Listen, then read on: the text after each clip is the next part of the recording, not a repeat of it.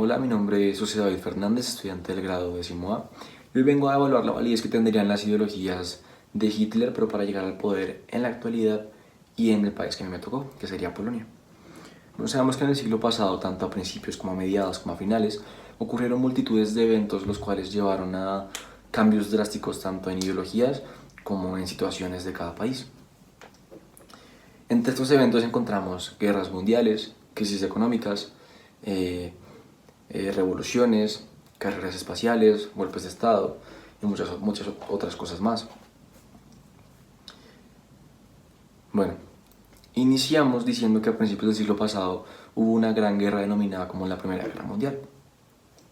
Esta guerra finalizó con la pérdida de la Triple Alianza, entre la cual estaba Alemania, y se, como tal, impuso la firma de un tratado grande, desigual, o sea, un tratado de puras sanciones y humillaciones a Alemania.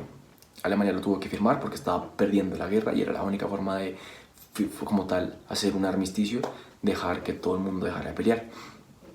Para eso firma el Tratado de Versalles y desde ahí tiene que pagar sanciones económicas gigantes tanto a Gran Bretaña como a Francia.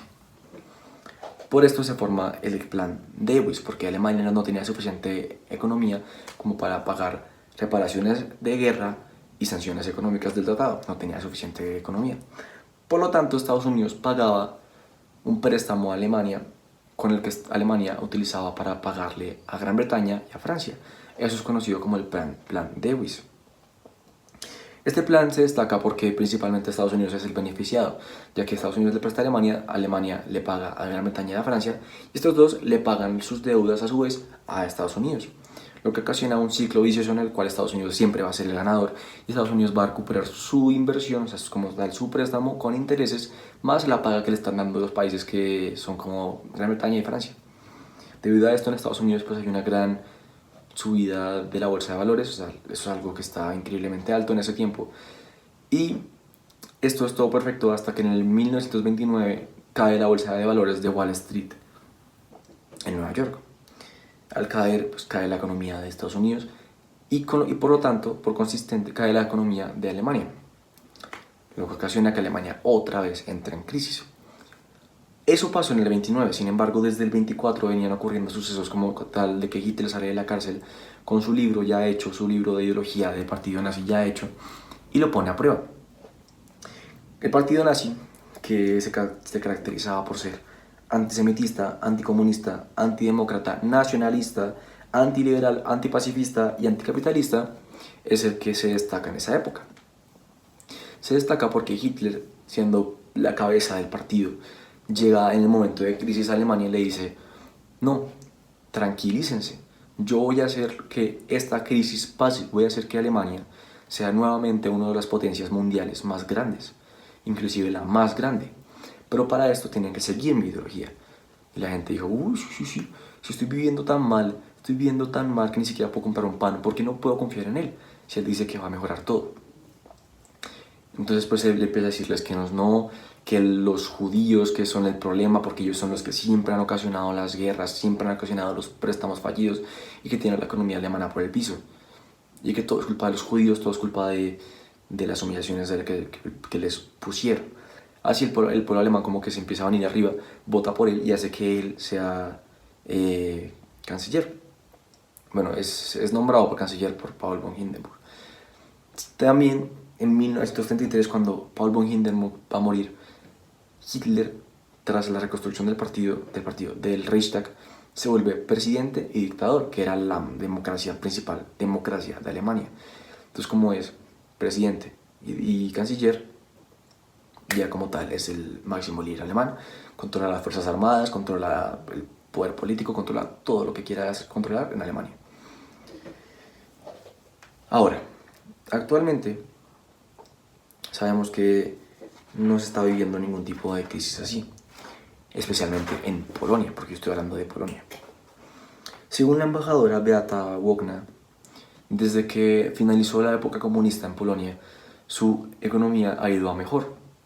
Dice que desde el 89 al 91, que fue cuando cayó el sistema comunista en Polonia, se ha incrementado muchísimo la economía. Dice inclusive que cuando estaban en la era del comunismo en Polonia, el PIB per cápita era de 6.000 $700 por habitante, sí.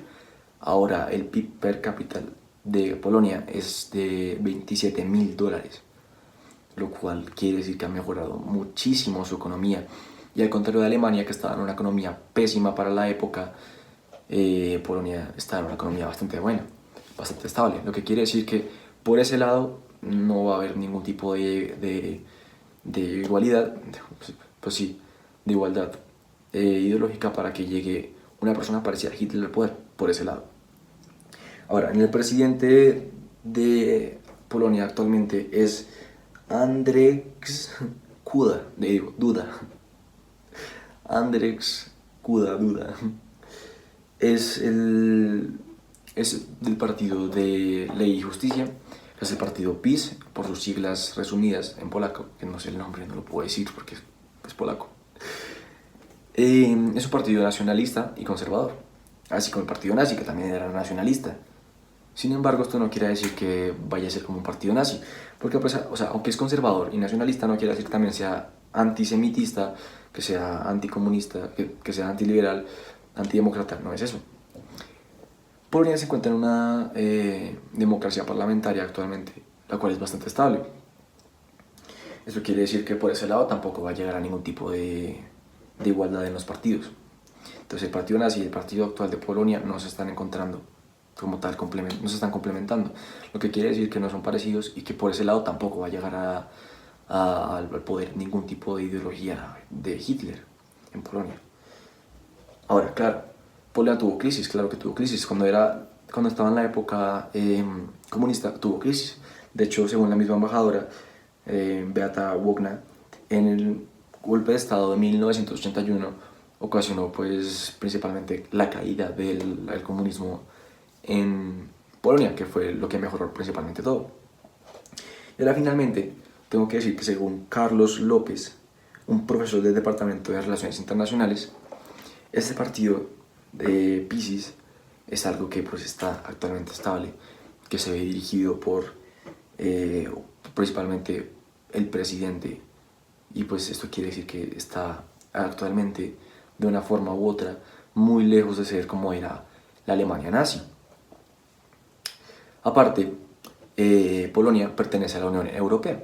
Desde el 2004 pertenece a la Unión Europea, según la Unión Europea, lo que quiere decir que pues, promueve derechos y valores entre los cuales la paz, la libertad, el desarrollo sostenible y la unión económica del euro, por lo cual ahí también tiene otro soporte para su economía, lo que quiere decir que por ninguna razón van a ser como tal algo similar al partido nazi. Aparte, como lo dije, en Alemania, en el 30 y pico para adelante, estaban en una crisis porque sentía que estaban siendo humillados. Polonia no siente que está siendo humillada, porque principalmente Polonia como tal se ha metido en guerras, sí, pero no ha provocado guerras. Y si no ha provocado guerras, no es que tenga ese orgullo como tal, como ese furor de la guerra. Entonces no pasa por ninguna humillación. Y el actual rival de Polonia sería Rusia, pero eso ya es otro tema aparte. Y eso quiere decir, con todo esto, de que Polonia por ningún motivo va a llegar a ser algo parecido a lo que fue el partido nazi en su momento. Ni siquiera por la economía, ni por su partido político actual, ni por el presidente, ni por las humillaciones, ni por nada. Muchas gracias. Hasta luego.